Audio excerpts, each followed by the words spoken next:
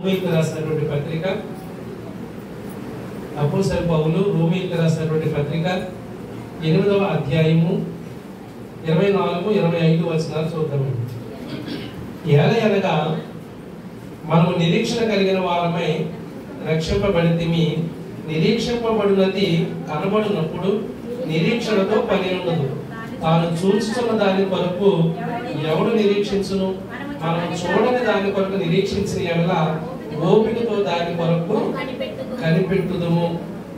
కాబట్టి ప్రియులారా, మన యొక్క విషయాన్ని మనం ఆలోచన చేస్తా ఉన్నప్పుడు ఎదురు చూచుట, లేదంటే నిరీక్షించుట, లేదనుకుంటే కనిపెట్టుట, ఈ యొక్క మాటలన్నీ కూడా మనం ధ్యానం చేస్తా ఉన్నప్పుడు వీటన్నిటికీ కూడా ఒకే రకమైనటువంటి సమానమైనటువంటి అర్థాలను అయితే మనము చూడొచ్చు.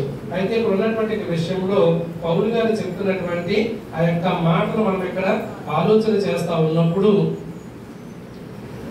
23వ వచనంలో చెప్తున్నటువంటి మాట, అంతేకాదు ఆత్మ యొక్క ప్రథమ ఫలముల నుండి మనము కూడా దత్తపుత్రత్వము కొరకు, అనగా మన దేహము యొక్క విమోచనము కొరకు కనిపెట్టుచు మనలో మనము మూలించున్నాము. ఏలయనగా మనం నిరీక్షణ కలిగిన వారమై రక్షింపబడితిమి. దేవునికి స్తోత్రం, హల్లెలూయా. కాబట్టి రక్షింపబడినటువంటి మనందరికీ కూడా ఒక నిరీక్షణ ఉంది. ఏంటా నిరీక్షణ అంటే ప్రియులారా, ఎప్పటికైనప్పటికీ కూడా మనము నిత్య రాజ్యానికి వెళ్తామనేటటువంటి ఒక గొప్ప నిరీక్షణ. ఈ నిరీక్షణ లేనటువంటి క్రైస్తవుడు అని కాదు, కానీ నిరీక్షణ లేనటువంటి మానవుడు అనేవాడు ఎవడో కూడా భూమి మీద లేడు ప్రియులారా. కాబట్టి ఎందుకు ఈ యొక్క మాట చెప్తుందంటే, ప్రతి వాడికి కూడా చనిపోయిన తర్వాత మనం తప్పనిసరిగా ఏదో ఒక రాజ్యానికి వెళ్తామనేటటువంటి ఆలోచన కలిగినటువంటి వారుగా ఉన్నారు. ఏంటి అనేటటువంటి ఆలోచన చేస్తే ప్రతివాడు కూడా మేము స్వర్గానికి వెళ్తాము అనేటటువంటి వారు ఉన్నారు. కాబట్టి ప్రియులారా, నరకానికి వెళ్తామని వాడు ఎవడో కూడా లేడు. అయితే మనం అలా ఆలోచిస్తా ఉన్నప్పుడు మన యొక్క రక్షణ దేని కొరకు అనేటటువంటి ఆలోచన చేయాలంటే ప్రియులారా, నిత్య జీవము, దేవుడు ఏర్పాటు చేసినటువంటి నిత్య జీవానికి, ఆ యొక్క నిత్య రాజ్యంలో మన కొరకు ఏర్పాటు చేసినటువంటి శాశ్వతమైనటువంటి నివాసంలో మనము ఉండాలనేటటువంటి ఉద్దేశం ప్రతి ఒక్కరము కూడా కలిగి ఉన్నాం. ప్రియులారా కలిగి ఉన్నాం. కాబట్టి ఆ నివాసం ఎవరి కొరకు ఏర్పాటు చేయబడిందండి? అది నీ నివాసం నీ కొరకు, నా నివాసము నా కొరకు ఏర్పాటు చేయబడింది. కానీ అందులోకి వెళ్ళాలంటే ప్రియులారా, మనకి ఏం కావాలంటే గొప్ప నిరీక్షణ కావాలి. దాని కొరకు మనం కనిపెట్టుకునేటటువంటి వారముగా ఉండవలసినటువంటి వారమై ఉన్నాం. అందుకే మనం రక్షించబడ్డాం. ఎందుకంటే మానవుడికి మరొక జన్మ అనేటటువంటిది మానవుడికి అయితే లేదు ప్రియులారా, మరొక జన్మ మానవుడికి లేదు. కానీ ప్రియులారా, ఎవరైనా భార్య భర్తను చాలా బాగా చూస్తూ ఉన్నది అనుకోండి, లేదా భర్త భార్య బాగా చూస్తున్నాడు అనుకోండి, వచ్చే జన్మలో కూడా నీకులాంటి కావాలనుకున్నాను అంటారు సీరియల్. మరి వచ్చే జన్మ ఉంటే పరలోకానికి ఎవడెళ్తాడు? అందరూ జన్మలు ఎత్తుతా కూర్చుంటే, అమ్మ జన్మ తర్వాత జన్మ రూపాంతరం చెందుతా ఉంటే ఇంకా దేవుడి గట్టి ఎందుకు కావాలి? కాబట్టి ప్రియులారా, మరి వచ్చే జన్మలో కూడా నీకే భార్యగా పుట్టాలి అని అనుకుంటే భర్త ఎంత బాధపడుతుంటే ఇప్పుడు తెలుసు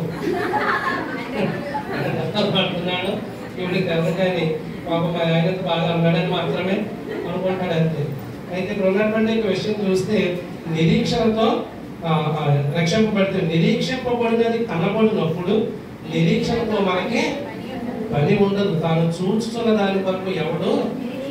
కాబట్టి ప్రియులారా, నీ కళ్ళ ముందు కనిపిస్తున్నటువంటి దాని కొరకు ఎవడైనా నిరీక్షిస్తాడండి?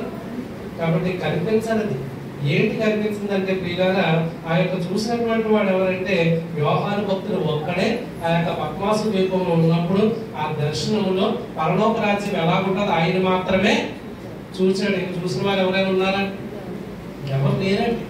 ఒకవేళ ఎవరైనా నేను చూశాను అని అంటే అది అబద్ధమే తప్ప నిజంగా చూసిన వాడు ఎవరో కూడా లేదు. కానీ భక్తులైనటువంటి వారు మరి కొందరు ఆత్మపూర్ణమైనటువంటి దేవుని యొక్క దాసులు ఒకవేళ ప్రార్థన చేస్తే వారు కూడా దేవుడు ఏమన్నా కళలో కానీ దర్శనంలో కానీ కొంచెం ఏదైనా ఒక విషయాన్ని మరి వారికి తెలియజేసి ఉండొచ్చు. కానీ సామాన్యుడైతే ప్రియులారా ఆ పరలోకాన్ని చూసేటటువంటి అనేది ఎవరికి ఇప్పటికీ లేదు. కాబట్టి ఆ పరలోక రాజ్యము ఆయన ఒక్కడికే దేవుడు ఎందుకు దర్శనంలో చూపించాడంటే, ఇదిగో మీరు వెళ్ళబోయేటటువంటి రాజ్యం ఇటువంటి గొప్ప రాజ్యమై ఉన్నది. అక్కడ ఏముండవు, ఆకలి దప్పులు లేనటువంటి రాజ్యం ప్రియులారా, ఆకలి దప్పులు లేనటువంటి రాజ్యం. కాబట్టి ఇటువంటి అసూయలు, కక్షలు ఇటువంటివన్నీ కూడా లేనటువంటి రాజ్యం ప్రియులారా. కాబట్టి మన కాలం బట్టి మామూలు మట్టి నుండి పోయి కంకర నుండి తినే సంతోషించాం. కాకర రోడ్డు పోయి సిమెంట్ రోడ్డు వస్తేనే సంతోషించాం. కానీ పరలోక రాజ్యంలో బంగారు వీధులు ఉంటాయంటండి. ఏముంటాయండి?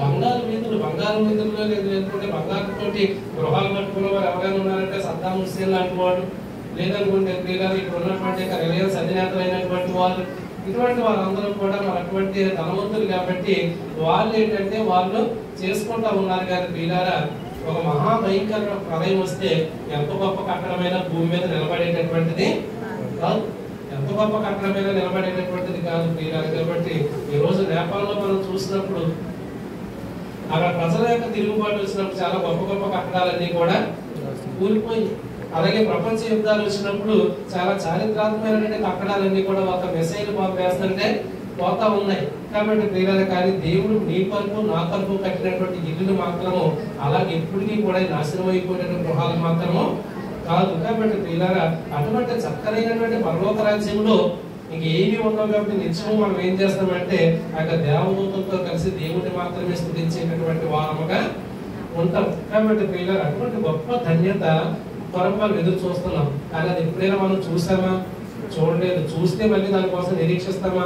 నిరీక్షించవలసిన అవసరము లేదు. కానీ అది చూసే వరకు మనం ఏం చేయాలంటే ప్రియులారా, విశ్వాసంతో నిరీక్షణ కలిగి మనము యథార్థమైన హృదయంతో దేవుడి సన్నిధిలో మనము ప్రార్థన చేయాలి. ఆ యొక్క యాకోబు యోహాను తల్లి అయితే ముందే ప్రభువైన యేసుక్రీస్తు వారిని అడుగుతుంది, నీ నిత్య రాజ్యంలో లేదా కూడా తీర్పు దినాన నీ కుడి పార్శ్వంలో ఒకటి ఎడ పార్శ్వంలో ఒకటి నువ్వు కూర్చొని పెట్టుకోవని చెప్పేసి రిక్వెస్ట్ చేసింది. ఎందుకంటే తన బిడ్డలు దేవునితో ఉండాలనేటటువంటి ఆ తల్లి యొక్క కోరిక, తల్లి యొక్క ఆశ. ప్రియులారా, అయితే ఇక్కడ ఉన్నటువంటి విషయంలో మనం మాట చూద్దాము. ఆ యొక్క పేతురు రాసినటువంటి మొదటి పత్రిక మొదటి అధ్యాయము 21వ వచనాన్ని మనం చూసినప్పుడు, మీరు క్షయబీజం నుండి కాక శాశ్వతము జీవము గల దేవుని వాక్యము మూలముగా అక్షయ బీజం నుండి పుట్టింపబడిన వారు కనుక నిష్కపటమైన సహోదర ప్రేమ కలుగునట్లు మీరు సత్యములకు విధేయులవుట చేత మీ మనస్సులను పవిత్రపరచుకున్న వారై ఉండి ఒకరినొకరు హృదయపూర్వకముగాను మిక్కటముగాను ప్రేమించుడి.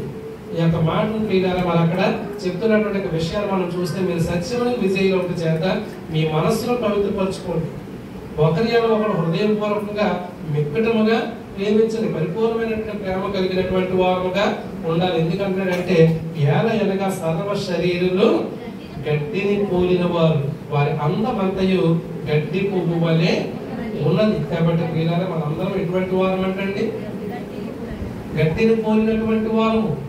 కాబట్టి ప్రియులారా, మేము చాలా బలవంతులము, చాలా ఆరోగ్యవంతులము, చాలా తెలివి గలవారము, జ్ఞానం గలవారము, ఇవన్నీ కూడా మనం అనుకుంటూ ఉంటాం. కానీ ఇవన్నీ కూడా ప్రియులారా తీసి పక్కన పెడితే దేవుడు చెప్పినటువంటి మాట ఏంటంటే ప్రియులారా, మనం అందరం కూడా గడ్డిని పోలినటువంటి వారము. గడ్డి ఎండును, దాని పువ్వును రాలును, అయితే ప్రభు వాక్యం ఎల్లప్పుడూ నిలుచును. కాబట్టి ప్రియులారా, ఆ యొక్క వాక్యం అని కావాలి దేవుడే. వాక్యం నిలుస్తుందంటే దేవుడే నిత్యము నిలిచేవాడిగా ఉన్నాడు. కాబట్టి ప్రియులారా, ఆ దేవుడిని మాత్రమే మనం అనుసరించేటటువంటి వారము ఉండాలి. దేవుడి యొక్క రాకడ కొరకు కనిపెట్టేటటువంటి వారముగా ఉండాలి, లేదా ఎదురు చూసేటటువంటి వారముగా ఉండాలి. ఎదురు చూచుటలో ఎటువంటి నిర్లక్ష్యము గాని, ఎటువంటి నిద్రమత్తు గాని, ఎటువంటి ప్రియులారా అనాలోచితమైనటువంటి విధానము గాని, ఆత్మీయ జీవితాన్ని పాటు చేసుకునేటటువంటి పనులు గాని ఏమీ చేయకుండా యథార్థంగా దేవుని కొరకు మనం ఏం చేయాలంటే ఎదురు చూసి నిరీక్షించేటటువంటి వారముగా ఉండవలసినటువంటి వారమై ఉన్నాం. కాబట్టి ప్రియులారా, మనం ఆలోచన చేస్తా ఉన్నప్పుడు ఎందుకు గడ్డితో పోల్చాడంటే ప్రియులారా, గడ్డి ఎంతైనప్పటికీ కూడా ఉదయాలు ఉండేటటువంటి తర్వాత ఏమైపోతుంది అంటే అది వాడిపోయి ఎండిపోయి కుళ్ళిపోయేటటువంటి పరిస్థితికి వస్తుంది. కాబట్టి అందుకని మన యొక్క జీవితాన్ని అలా పోల్చాడు. కాబట్టి అది వాడిపోకముందే, అది రాలిపోకముందే మనం ఏం చేయాలంటే ప్రియులారా, మన జీవితాన్ని మనం సరిచేసుకునేటటువంటి వారముగా ఉండవలసినటువంటి వారమై ఉన్నాం. అందుకే సత్యములకు విధేయులుగా, సత్యముగా దేవుని యొక్క వాక్యం. కాబట్టి ఆ వాక్యానికి మనం ఎలా ఉండాలంట? విధేయులమైనటువంటి వారముగా ఉండాలి. కాబట్టి ఈ యొక్క చిన్న జీవితంలో ప్రియులారా, ఈ విధేయతనే కోల్పోతా ఉన్నారు. దేవుడు అంటే సరైనటువంటి విధేయత లేదు, పెద్దలంటే విధేయత లేదు, దేవుని యొక్క వాక్యం అంటే చాలా మందికి ప్రియులారా భయం అనేటటువంటిది లేదు. యథార్థత అనేటటువంటిది మనం ఆలోచన చేసినప్పుడు ప్రియులారా, కొన్నిసార్లు పిల్లలు ఏదైనా చిన్న చిన్న తప్పుదాలు చేశారనుకోండి, చిన్న చిన్న తప్పులు చేస్తే ప్రియులారా గద్దించడం అనేటటువంటిది సహజమే. కానీ ఎవరైనా వచ్చి ఇదిగో మీ బిడ్డ ఇటువంటి తప్పు చేశాడు అని అన్నప్పుడు ప్రియులారా చాలా మంది తల్లిదండ్రులు చేసే పని ఏంటంటే బిడ్డలను సమర్థించుకుంటారు. ఏం చేస్తారండి అమ్మ? బిడ్డలు ఏం చేస్తారు? సమర్థించుకుంటారు. సమర్థించుకోవచ్చా? మనం ఎప్పుడు కూడా బుద్ధి చెప్పే వారముగా, ఖండించేటటువంటి వారముగా, గద్దించేటటువంటి వారముగా ఉండాలి. బెత్తము వాడినటువంటి పిల్లలు తమ తండ్రికి విరోధం అన్నాడా లేదండి? మరి బెత్తము వాడాలి. కాబట్టి ప్రియులారా మీ బిడ్డలు తప్పు చేశారని చెప్పినప్పుడు ఆ తప్పుని ఎప్పుడు కూడా మనం సమర్థించుకునేటటువంటి వారముగా ఉండకూడదు. దీనికి ఒక ఉదాహరణ చెప్తాను. ఈ వారంలో అమెరికా దేశంలో చార్లీ కిర్క్ అనేటటువంటి ఆయన ప్రసంగం చేస్తున్నప్పుడు ఒక అతను వచ్చి తుపాకీతో కాల్చి చంపేశాడు. మీలో చాలా మంది అది చూసుంటారు. కాబట్టి పిల్లలు చూసిన తర్వాత వాడు ఏం చేశాడంటే ఆ యొక్క టాప్ మీద చెప్పల నుంచి కాల్చాడు. అది దిగి దాని నుంచి నీట్ గా వెనక భాగం నుంచి వచ్చేసేసి కార్ పార్కింగ్ దగ్గర నుంచి పారిపోయాడు. అది సీసీ కెమెరా పారిపోతున్న దృశ్యం కనపడింది. కానీ మొత్తానికి పోలీసులు కలిగేపు మొత్తానికి ఎలాగైతే వాడు పారిపోయిన తర్వాత వాడిని ఎవడైనా పట్టిస్తే, వాడి ఫోటో దొరికింది కాబట్టి వాడిని ఎవడైనా పట్టిస్తే వాడికి ఎన్నో వేల అమెరికన్ డాలర్లు ఇస్తామని ప్రభుత్వం ప్రకటన చేసింది. ఎందుకంటే ఆ యొక్క అధ్యక్షుడు ట్రంప్ గారికి చాలా మంచి సన్నిహితుడు అండి పాస్టర్ గారు. అయితే ప్రియులారా ఇంటికి వెళ్ళిపోయిన తర్వాత ఎవరికి పోలీసులు దొరకలేదు. కానీ నిన్న రాత్రి చూసినటువంటి న్యూస్ లో ఏమన్నదంటే ఆ తండ్రి తీసుకెళ్లి పోలీసులకి అప్పగించేసాడంటే ఎంతమంది తండ్రులు ఉంటారు కదా అమ్మా? ఎంతమంది తండ్రులు ఉంటారు? మీ పిల్లలు తప్పు చేశాడని చెప్పగానే వాళ్ళు లాగి వాళ్ళు ఎవరైనా ఉన్నారు? మా పిల్లడే కనపడ్డా మీకు అల్లరి చేస్తాం. ఆ తండ్రి అసలు ఎంత కేసు అండి? తప్పనిసరిగా బహిరంగ ఊరేసేస్తారు. ట్రంప్ అయితే అసలు ఊరుకోడు కదా. అది భారతదేశం కాదు. చంపేసినోడు ఈ కులమోడా ఆ కులమోడా, ఆడు ఆ జెండా పట్టు తిరిగాడా ఈ జెండా పట్టు తిరిగాడా, ఆడు వయసు ఇంకా వచ్చిందా రాలేదా, లేదా ఎప్పుడు ఎలాంటి పని చేశాడో చేయలేదా, ఇవన్నీ అమెరికా దేశంలో కానీ ఇతర దేశాల్లో కానీ వాడు తప్పు చేస్తే షూట్ చేసి అవతల వాడేయడం. వాడు దొరకలేదు కాబట్టి ఇప్పుడు దొరికాడు కాబట్టి చాలా భయంకరమైన శిక్ష వాడికి ఉంటుందని చెప్పేసి ఆ తండ్రికి తెలియదు, అప్పగించిన తండ్రికి తెలియదా? తెలుసు. కానీ యథార్థులైనటువంటి తండ్రి ఏం చేశాడంటే ఇదిగో ఈడే చంపేశాడు, ఈడే ఇప్పుడు ఉన్నాడని చెప్పేసి అతనే ఇంటిమేషన్ ఇచ్చి పోలీసులకి అప్పగించేశాడు. క్రియలు ఇది యథార్థత అండి. ఇది యథార్థత అంటే కనీసం గద్దించేటటువంటి విషయమైనా కూడా మనం నేర్చుకోవాల్సినటువంటి వారమై ఉన్నాం. ఒక సేవకుని కనెక్ట్ చేశారు. ఇటువంటివన్నీ కూడా ఇంకా అంచకాలంలో జరుగుతాయి. మనం కూడా పాల్పూర్ రైల్వే స్టేషన్ లో దిగాం. పొద్దున్న 5 అయ్యింది. అక్కడ 5 గంటల మీద టీ తాగుతున్న పాస్టర్ గారు నేను, అక్కడ 4-5 పాస్టర్ సమూహం ఉంది. వాళ్ళు కూడా టీ తాగుతూ ఆ యొక్క పాలపూర్లో జరిగినటువంటి క్రైస్తవ ఉద్యమం గురించి వాళ్ళు మాట్లాడుకుంటున్నారు. ఆ పాస్టర్ గారిని ఎందుకు రానివ్వట్లేదు, అది రానివ్వకపోయినా కూడా రాబోయే రోజుల్లో పాస్టర్ ఊరుకోవడం, ఎందుకంటే వాడి దగ్గర డబ్బులు ఉన్నాయి కాబట్టి వాడు బౌన్సర్స్ వేసుకుని, బౌన్సర్స్ అంటే సెక్యూరిటీ అనుకున్నాడు కాబట్టి ఆ సెక్యూరిటీ వేసుకుని వచ్చైనా అతను మీటింగ్లు పెడతాడు అని చెప్పేసి పొద్దున్న 5 గంటలు మాట్లాడుకుంటున్నారు. తెల్లవారుతనం 5 గంటలకు స్వార్థికులు అందరూ మాట్లాడుకుంటున్నారు. ఎంత వ్యతిరేకమైనటువంటి కార్యకలాపాలన్నీ కూడా భూమి మీద జరుగుతున్నాయి. వీళ్ళందరికీ కూడా ప్రియులారా, వీళ్ళందరికీ ఉన్నటువంటి నిరీక్షణ ఏంటంటే ఎప్పటికీ నిత్యరాజ్యానికి వెళ్ళాలనేటటువంటి నిరీక్షణ కాదు. అసలు భూమి మీద ఎంత గొప్పగా బ్రతికాం, భూమి మీద ఎంత గొప్పగా మనము బ్రతికాం. కాబట్టి ఒక సర్వసర్వస్వమైనటువంటి అనేక మంది సేవకులను చీకొడుతున్నారంటే, నేను ఆ ఊర్లోకి రావద్దన్నారంటే నీ పరిస్థితి ఏంటో అర్థం చేసుకుని సరి చేసుకోవట్లేదు. కానీ నేను ఎలాగైనా పోలీస్ ప్రొటెక్షన్ తోటి వచ్చిన ప్రసంగము చేస్తానంటాడు. ప్రభుత్వం చేసి ఎప్పుడైనా పోలీస్ ప్రొటెక్షన్ తోటి ప్రసంగం చెప్పాడా? హైదరాబాద్ లో కూడా పేరు మోసినటువంటి పాస్టర్ బౌన్సర్స్ పెట్టుకుంటాడు. ఎవరు పెట్టుకుంటారంటే బౌన్సర్స్ అంటే సఫారీ చేసుకునేంత లా ఉంటారు కదా. వాళ్ళందరూ ఏంటంటే ఫైటర్స్, వాళ్ళందరూ బౌన్సర్లు అంటే సెక్యూరిటీ. వాళ్ళు ఎటువంటి లక్షణాలు కలిగి ఉంటారు? వాళ్ళందరూ మందు తాగి వాళ్ళు అవుతారు. మందు తాగితేనే ఒకటి పట్టగలరు. మరొక దైవ సేవకుడు అటువంటి వెనకాల వేసుకుని రావచ్చు. నీకు అంత భయం ఏంటి? కాబట్టి ప్రభువైనటువంటి యేసుక్రీస్తు వారిని పట్టుకోవడానికి శత్రువులు అతను వచ్చినప్పుడు, ఇస్కరియోతు యోధ అప్పగించేసినప్పుడు పేతురు ఒకడు కత్తి చూస్తే ప్రభువైనటువంటి యేసుక్రీస్తు వారు ఏమన్నారు? కత్తిని వారిలో పెట్టన్నాడు. అంతేగాని తిరిగి వీళ్ళు వచ్చారని సంగతి ఏంటో చూడడానికి పేతుని పంపాడా? పంపుంటే పేతురు ఏమన్నా ఆయన శుభ్రంగా యుద్ధం చేద్దేమో కత్తి పట్టుకుని. కాబట్టి ప్రభువైన యేసుక్రీస్తు వారు ఏమైనా భయపడ్డా? సమస్తము ఏలాగునా జరగవలసినది తండ్రి చెప్పు నెరవేర్చడానికి నేను భూమి మీదకే వచ్చాను అన్నాడు. ఎందుకంటే ప్రియులారా, యేసుక్రీస్తు వారిని విమర్శించే సమూహం ఉంది, ఆయన కొరకు ప్రాణం పెట్టే ప్రజలు కూడా అక్కడ ఉన్నారు. కానీ ప్రాణం పెట్టే ప్రజల్ని మీరు తిరుగుబాటు చేయండి వాళ్ళ మీద అని చెప్పాడా క్రీస్తు? చెప్పలేదు కదా. కాబట్టి ప్రియులారా, ఇటువంటి వ్యర్థమైనటువంటి ప్రసంగాలు, వ్యర్థమైనటువంటి సేవకులు ప్రియులారా, ప్రతి వాడు వచ్చేసి ఇదిగో స్వస్థపడుతుంది. ఇప్పుడు ఏం జరుగుతుంది? స్వస్థత జరుగుతుంది. కాబట్టి ప్రియులారా, యొక్క స్వస్థత అనేసరికి జనాలందరూ కూడా పరుగులు పెట్టడం, స్వస్థత అనేసరికి జనాలందరూ కూడా పరుగులు పెట్టేది కరెక్ట్ కాదంటే అది ఇప్పుడు నానా రకాలైనటువంటి విషయాలు జరుగుతా ఉన్నాయి. మీకు కూడా నేను చెప్పేటటువంటి మాటలు ఏంటంటే, మరీ ముసలమ్మ ముచ్చట్లు కాకుండా కొన్నిసార్లు అసలు మన చుట్టూ ఉన్నటువంటి సమాజము ఎలాగుందో కూడా మనం ఏం చేయాలి ఆలోచన చేసుకోవాలి. ఆలోచన చేసుకుని వాటన్నిటికంటే మన సంఘంలో ఉన్నటువంటి శ్రేష్టత ఏమిటో మరి మనము తెలుసుకుని ఆ సాక్ష్యాన్ని ఇతరులతో మనం పంచుకునే వారముగా ఉండవలసినటువంటి వారమై ఉన్నాం ప్రియులారా. మరి ఇదే సాక్ష్యం అంటే ఇప్పుడు ఏదో చెప్పారు కదా మాస్టర్ గారు. కాబట్టి మరి వారి కన్నయ్య గారి యొక్క కోడలు నిన్నే సరిపోతుంది అనుకున్నారు. ఒక ఇంజక్షన్ చేయాలి, చాలా రేట్ అది, కొన్ని వేల రూపాయలు. అయితే ప్రియులారా, ఇంజక్షన్ చేసినా కూడా వెంటనే కిడ్నీస్ పడితే మళ్ళీ చనిపోతుంది అన్నారు. ఆ సమస్య మనం రాత్రి ప్రార్థన చేస్తే ప్రార్థన అయిన తర్వాత బాగుంది అన్నారు. ఇప్పటికీ బాగానే ఉన్నారు. ఇదే కదండి ప్రియులారా మన ప్రార్థన అంటే.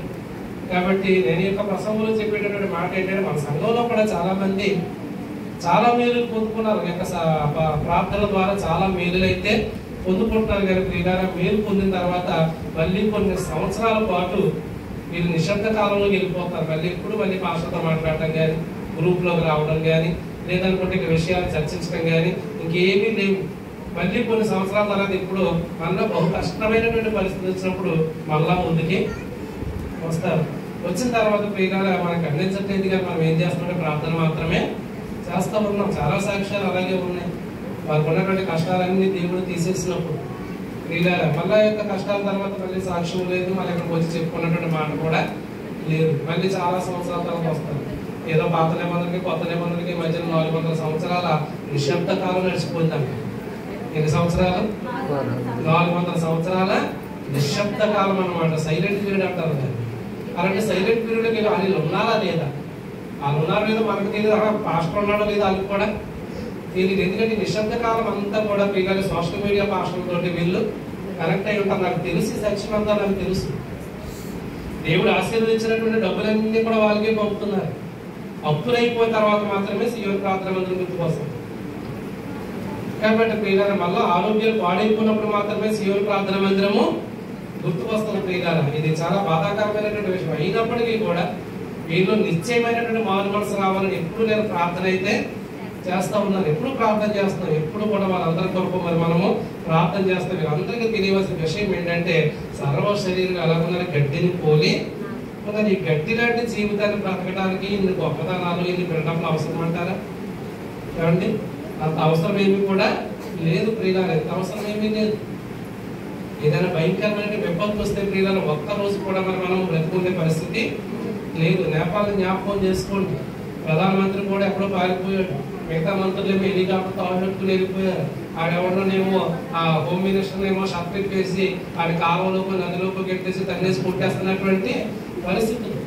కాబట్టి ప్రియులారా, తిరుగుబాటు అనేది మనుషుల యొక్క తిరుగుబాటు, మనుషుల యొక్క ఉగ్రత వస్తేనే ఒక రాజ్యాధినేత నిలబడలేనప్పుడు దేవుని యొక్క ఉగ్రత మన మీదకి వస్తే మనం నిలబడగలమా? దేవుని యొక్క ఉగ్రత మన మీదకి వస్తే మనము నిలబడగలమా ప్రియులారా? మనం ప్రశ్న వేసుకోవాల్సినటువంటి వారమై ఉన్నాం. కాబట్టి ప్రియులారా, హెబ్రీయులకు రాసినటువంటి పత్రిక 11వ అధ్యాయము 10వ వచనాన్ని మనం చూసినప్పుడు, ఏలయనగా దేవుడు దేనికి శిల్పియు నిర్మాణకుడై ఉన్నాడో పునాదులు గల ఆ పట్టణము కొరకు అబ్రహాము ఎదురు చూచెను. దేవునికి స్తోత్రం, హల్లెలూయా. అబ్రహాం దేనికోసం ఎదురు చూశాడట? పునాదులు గల ఆ పట్టణము. అది ఎవరిది? దేవుడు దేనికి శిల్పియు నిర్మాణకుడై ఉన్నాడో ఆ పట్టణం కొరకు ఎదురు చూశాడట. అంటే ఇప్పుడు అబ్రహాంకి భూమి మీద ఏమి లేదు, ఏ ఆశీర్వాదం లేదు. ఆయనకి సమస్తమైన ఆశీర్వాదాలను కూడా పొందుకున్నాడు కదా. కాబట్టి ప్రియులారా, మరి ఆయన ఆశీర్వాదాలకు యోగ్యుడిగా ఉన్నాడు. కాబట్టి ప్రియులారా మరి ఇక జనాలకు అందరికీ కూడా తండ్రిగా కూడా ఆయన ఆశీర్వదించబడినటువంటి వాడు ఉన్నాడు. నువ్వు ఎవరు దీవిస్తావు వాడు దీవించబడతాడు, నువ్వు ఎవరు శపిస్తావు వాడు శపించబడతాడు అనేటటువంటి అధికారం కలిగిన వాడుగా ఉన్నాడు ప్రియులారా. అటువంటి అబ్రహాము దేని కొరకు కనిపెడుతున్నాడంట? పునాదులు గల పట్టణము కొరకు ఆయన కనిపెట్టేటటువంటి వాడిగా ఉన్నాడు ప్రియులారా. మరి మనుషులు దేని కొరకు కనిపెడుతున్నారు? మన లోక సంబంధమైనటువంటి కట్టడాల కొరకే మనం కనిపెట్టే వారముగా ఉంటా ఉన్నాం. ఒకప్పుడు ప్రియులారా మన యొక్క నవాబులందరూ కూడా రాజులందరూ కూడా ఏలుబడి చేసినప్పుడు రాజ్యాలను ఏలుబడి చేసినప్పుడు ఒక్కొక్క రాజు ఒక్కొక్క పట్టణం కట్టుకున్నాడా లేదా? ఏమన్నా ఉన్నాయండి ఇప్పుడు? ఉన్నాయా? నేను కాకినాడలో చదువుకున్నప్పుడు పిఠాపురం యొక్క కోటలు, రాజుగారి కోటలు చూడడానికి వెళ్ళాను. అప్పుడు ఆ కోటలు ఉన్నాయి. అందులో ఒక్కొక్క గదిలో ఒక్కొక్క క్రికెట్ స్టేడియం కింద ఉంటుంది. అలాగ ఆడుతూ ఒక్కొక్క గదిలోనే క్రికెట్ ఆడేసుకుంటున్నారు. వాళ్ళకి అక్కడ పెద్ద పెద్ద గదులు. ఆ కట్టడాలు ఈరోజు ఉన్నాయా? విజయనగర సామ్రాజ్యం అవి కూడా చూడటానికి మేము వెళ్ళాం. క్యాంప్కి వెళ్ళినప్పుడు విజయనగర రాజులు ఎక్కడే ఉన్నారు, అది పాట్ ఇదే అని వెళ్ళేసరికి పాట్ లేదు, క్యారేజ్ అయిపోయింది పాట్. కాబట్టి ప్రియులారా మరి వాళ్ళందరూ కూడా భూ సంబంధమైనటువంటి కట్టడాల మీద మనసు పెట్టారు. నిజంగానే వాళ్ళు కట్టినటువంటి కోటలు బ్రహ్మాండమైన కోటలే, ఏదైనా నిలబడ్డాయి. నువ్వెంత, నీ ఇల్లు ఎంత, మన కట్టిన కోటలు ఎంత, మన బ్రతుకులు ఎంత? ఎవరైనా ప్రశ్న వేసుకుంటున్నాడండి? ఎవరైనా ప్రశ్న వేసుకుంటున్నారా? కాబట్టి ప్రియులారా మరి చాలా ఇళ్ళలో చాలా మంది ఒకసారి అమ్మ మీరు ఎందుకు రాలేదు చర్చకని అడిగినప్పుడు ఇంటి దగ్గర అవ్వలేదండి, ఆఫీస్ రాలేక ఇంటి దగ్గర ఉండిపోయింది. మన చర్చ రాలేదు ఉన్నారు కొన్ని సంఘాలు. ఎందుకంటే ఇంటి దగ్గర కోడలన్నా ఉండిపోతుంది, అత్తగారన్నా ఉండిపోతుంది, కొడుకన్నా. ఎందుకంటే ప్రియులారా ఎవడో వచ్చి ఇల్లు ఎత్తుకుపోతాడని కాదు, ఆ పనికిమైన పచ్చిమిరపకాయ ఎవడో పోసుకుపోతాడని, కరివేపాకు పప్పు ఎవడో ఎరగొట్టేస్తాడని, బొబ్బాస్కాయ పోసుకుపోతాడని, లేదా కోడి పప్పు ఎత్తుకుపోతుందని, ఈ కారణాలు ఎవడో ఒక నిర్ధారిట్లు వచ్చేస్తారు. జాగ్రత్తగా కాబట్టి ప్రియులారా ఈ కారణాలతో అలా జాగ్రత్తలు పోసేస్తారంటే అసలు నేను ఎప్పుడు మైక్ అక్కడ ఎప్పుడు ప్రసంగం చేయాలి. ఇంత ముందు ఎక్కడ జాగ్రత్తగా ఉంది ప్రసంగం అయ్యేటప్పుడు చెట్టు అంతా పోలీసువారు కదా, ఆయన ప్రార్థన చేసి కిందకి వెళ్ళి లోపల ఒక చెట్టు ఒక తాగి ఉండేది కాదు. కాబట్టి మనిషి ఎంతసేపు కూడా భూ సంబంధమైన వాటి మీదే మనము మనసు పెడుతున్నాం. కానీ వాక్యం ఏం చెప్తారు? మీరు పైన ఉన్న వాటిని వెతకండి, పైన ఉన్న వాటి మీదే మీరు మనసు పెట్టండి అని చెప్పేసి చెప్తా ఉన్నది. కాబట్టి ఆ మనసు పెట్టిన వాడు ఎవరంటే అబ్రహాం. ఆయన భూమి మీద ఏమి లేదని ఎక్కడైనా ఇల్లు కట్టుకున్నాడా? ఎక్కడ కూడా గుడారాల్లోనే నివసించాడు. దేవుడు ఆశీర్వదించాడని చెప్పేసి ముందు బంగ్లా వేసేద్దామని ఆలోచన అసలు అబ్రహాంకి రాలేదు. కాబట్టి ప్రియులు ఇవన్నీ కూడా మన సెక్యూరిటీ కోసము, మనం సుఖంగా నివసించడం కోసమే తప్ప ప్రియులారా ఎప్పుడు మన మనసంతా దాని మీద పెట్టకూడదు. ఎందుకంటే ఏ ఒక్కడో కూడా దేవునికి స్థిరికి దాసుడు కాలేడు. ఎందుకంటే ఉంటే మనసు దేవుని మీద ఉంటుంది, లేదంటే ధనం మీద అయినా ఉంటుంది. కాబట్టి ఇక ధనం మీద కాకుండా ప్రియులారా ఆ ధనం అనేది అవసరమే, కానీ మనసంతా దాని మీద ఉండకూడదు. అందుకే దేవుడు మనసాన్ని వెళ్తాదని 6 రోజులు మీ కొరకు మీరు కష్టపడండి, 7వ రోజు దేవుని కొరకు మీరు ఇవ్వండి అని చెప్తే ప్రియులారా ఆ ఒక్క రోజు కూడా మనుషులు ఏం చేస్తారంటే కష్టపడుతున్నారు ప్రియులారా. మంచిదే. ఆ యొక్క ఆదివారం కూడా పరిశుద్ధ దినాలు కూడా అలా కష్టపడటం వల్లనే నీ ఇల్లు ఎలాగున్నా కానీ నీ చివరి వయసు వచ్చేసరికి డాక్టర్ మాత్రం బ్రహ్మాండమైన బిల్డింగ్లు కడుతున్నారు. కారణం ఏంటంటే ప్రియులారా ఈ బ్యాంక్ బ్యాలెన్స్ దాచుకున్నది అంతా కూడా చెట్టు చివరికి ఎక్కడికి వెళ్ళిపోతుందంటే ఒక్క చిన్న జబ్బు అయితే లక్షలు ఎగిరిపోతున్నాయి ప్రియులారా, లక్షలు ఎగిరిపోయిన తర్వాత అప్పుడు తప్పనిసరిగా సీఎం ప్రార్థన మందిరము గుర్తుకొచ్చేస్తుంది. అప్పుడు తప్పనిసరిగా సీఎం ప్రార్థన ఇక్కడ ప్రార్థన చేస్తే దేవుని కార్యాలు ఎన్నో జరిగి నేను బోర్డు పెట్టుకోవాలని పుస్తకం ప్రింట్ వేయచ్చు. అసలు నేను ఒక పుస్తకము ప్రింట్ వేయించా, వ్యక్తుల యొక్క ఫోటోలతోటి వాళ్ళ సాక్ష్యాలు ప్రింట్ వేస్తే ఒక పెద్ద డైరీ అవుతుంది. దేవుడు ఎలా వీళ్ళని ఏ స్థితి నుంచి రక్షించాడు, ఎటువంటి మరణ సాయం నుంచి దేవుడు ఎక్కడ రక్షించాడు అనేటటువంటిది. కాబట్టి ప్రియులారా అలా కాకుండా నేను కూడా ఒక యాపిల్ పండు, ఒక అరటి పండు, లేదా ఒక అంజూర పండు. కాబట్టి ఇటువంటి అంజూర పండు కూడా పాల్గొని వచ్చింది తెలుసా మీకు అమ్మ తేజ తెలిసేమో. ఆయన ఏంటంటే ఇదిగో ఈ అరటి పండు మేము ప్రార్థన చేసేస్తాం కాబట్టి మీకు పిల్లలు కొడతారంటే తండోపు తండాలుగా జనము లేదా ఇది సత్యము కాదు తప్పు చెప్తున్నాను పాల్గొని భాషలు ఆపేసిన తర్వాత ఇప్పుడు ఇంకొక ఆయన వచ్చాడు. ఈ వచ్చేమో ఈ నెత్తిమే చేతులు వేసుకోమని ఖర్చు అర్థం ఇది ఏదో చెప్తుంటే ఈయన కూడా వీళ్ళిద్దరూ కాదని మధ్యలో కూడా అంజూరు పడ్డట్టు వచ్చాడు. తెలుసా మీకు? తెలియదు కదా. కాబట్టి పిల్లలు అంజూరు పడ్డ ఇంకా పాపులారిటీ అప్పటిగా నాపేశారు పాల్గొని భాష. అలాగే తూర్పుగోదావరి జిల్లాలో కూడా జరిగితే పోదు. అవమానపరచబడతా ఉన్నదండి. మనుషులు కూడా దురద చెవులు కలవాలి.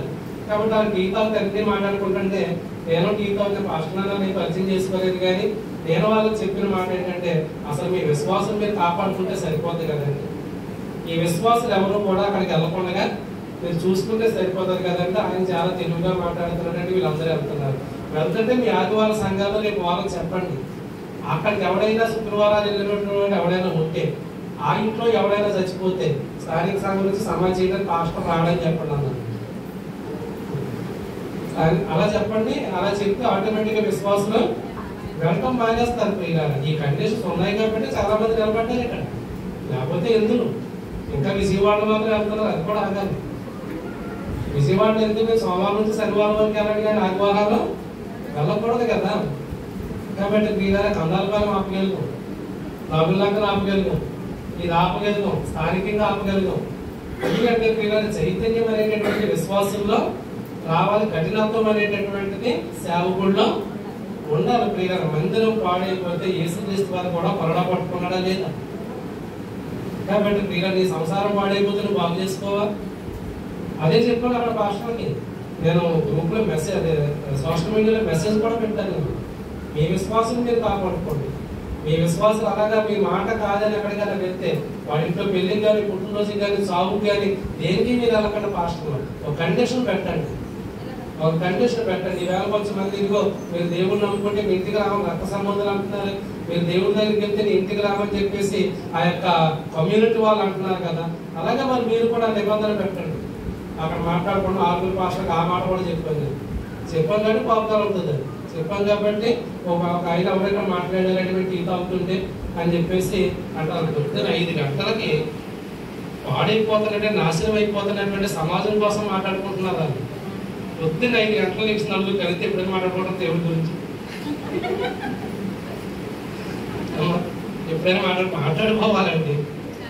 దేవుడి గురించి సమస్యల గురించి మనము మాట్లాడుకోవాలి. అంతేగాని ఇది పొద్దున్న వేసిన కొన్ని మాట్లాడుతున్నాయి, రాత్రి 12 అయింది, ఈ పూట ఏం కూర తెచ్చుకోవాలి, ఆ పచ్చిగా ఇంకా రాలేదు, కాయకూర ఒక్కడ అనుకుంటున్నాం, ఇవే మాటలు 10 గంటల దాకా ఇవే మాటలు.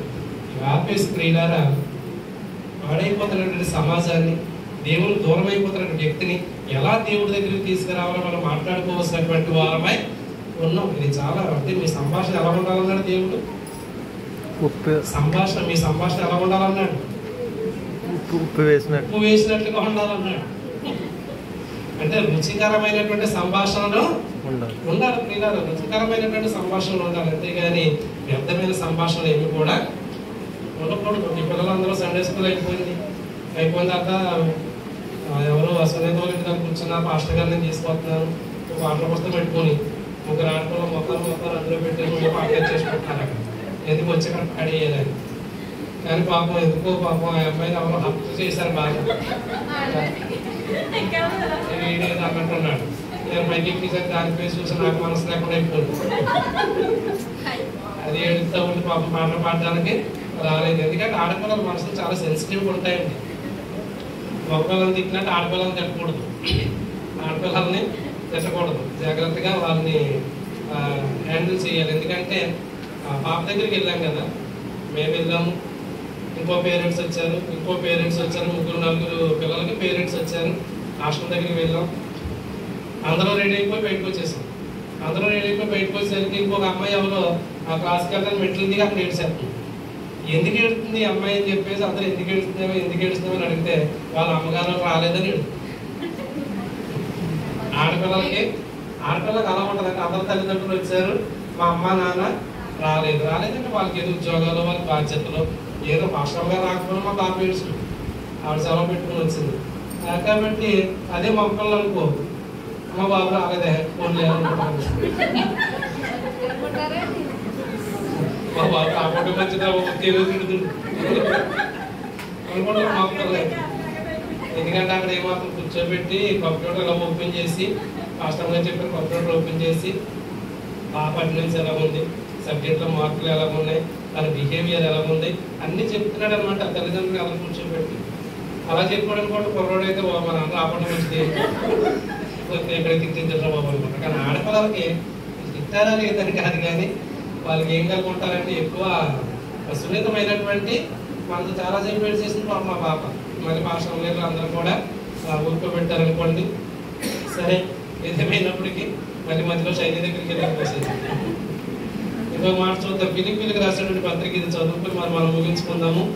అపోస్తలుడైన పౌలు ఫిలిప్పీలకు రాసినటువంటి పత్రిక 3వ అధ్యాయము 20వ వచనం. మన పౌరస్థితి పరలోకమందు ఉన్నది, అక్కడ నుండి ప్రభువైన యేసుక్రీస్తు రక్షకుని నిమిత్తము కనిపెట్టుకొని ఉన్నాము. మీరు లోకంలో దేని కొరకు కనిపెట్టినా కూడా ఇవన్నీ అశాశ్వతమైనవి, ఇవన్నీ కూడా మన తర్వాత భూమి మీద మనము విడిచిపెట్టి వెళ్ళవలసినటువంటి వాళ్ళమే. అయితే ప్రియులారా, మన యొక్క పౌరస్థితి అనేటువంటి ఎక్కడ ఉందంటే అది పరలోకమందు ఉన్నది. యేసుక్రీస్తు రక్షకుని నిమిత్తం మనము కనిపెట్టుకున్న సమస్తమును తనకు లోపరుచుకొనజాలిన శక్తిని బట్టి ఆయన మన దేన శరీరం తన మహిమ గల శరీరము సమరూపము గలదానిగా దానిని మారుస్తాడనేటటువంటి ఆ యొక్క విషయం ప్రియులారు. కాబట్టి ఆ యొక్క విషయాన్ని మనం తెలిసినటువంటి వారముగా దేవుని కొరకు ఎప్పుడు కూడా మనం ఏం చేయాలి, కనిపెట్టేటటువంటి వారముగా ఉండాలి. ఎలా కనిపెట్టాలంటే యథార్థమైనటువంటి నిష్కపటమైనటువంటి హృదయంతో మరి మనము కనిపెట్టాలి. పేతురు రాసిన 2వ పత్రిక 3వ అధ్యాయము 12వ వచనం నుంచి నేను చదువుతాను, మీరు చూడండి. 2వ పేతురు 3వ అధ్యాయం 12వ వచనం నుంచి, దేవుని దినపు రాకడ కొరకు కనిపెట్టుచు దానిని ఆశతో అపేక్షించుచు మీరు పరిశుద్ధమైన ప్రవర్తనతోనూ భక్తితోనూ ఎంతో జాగ్రత్త గలవారై ఉండవలెను. కాబట్టి ఎలా ఉండాలంట? ఎంతో జాగ్రత్త. 2వ పేతురు 3వ అధ్యాయం 12వ వచనం, అయినను మనం ఆయన వాగ్దానమును బట్టి కొత్త ఆకాశముల కొరకును కొత్త భూమి కొరకును కనిపెట్టుచున్నాము, వాటి యందు నీతి నివసించిన ప్రియులారా. వీటి వరకు మీరు కనిపెట్టువారు కనుక ఎలా ఉండాలంట? శాంతము గలవారై. శాంతము గలవారై చాలా కష్టమైన మాట అది. శాంతమైన మాట ఎంత ప్రశాంతంగా ఉంటుందో ఉండటం చాలా కష్టంగా ఉంటుంది. కాబట్టి మీరు దేవుని యొక్క నిత్యరాజ్యానికి వెళ్ళాలంటే ఏముండాలంటే మీలో శాంతము గలవారే, ఆయన దృష్టికి నిష్కలంకులుగా. ఎవరి దృష్టికి? అంతేగాని మనుషుల దృష్టికి కాదు. నిష్కలంకులుగాను నిందారహితులుగాను కనబడినట్లు జాగ్రత్త పడుడి. కాబట్టి అంటే జాగ్రత్త పడి దేవుడు మన కొరకు ఇచ్చినటువంటి నిత్యరాజ్యాన్ని మనం మన వారసులం అవుదాము. ఈ కొద్ది మాటలు దేవుడు దీవించి ఆశీర్వదించును గాక. ఆమేన్.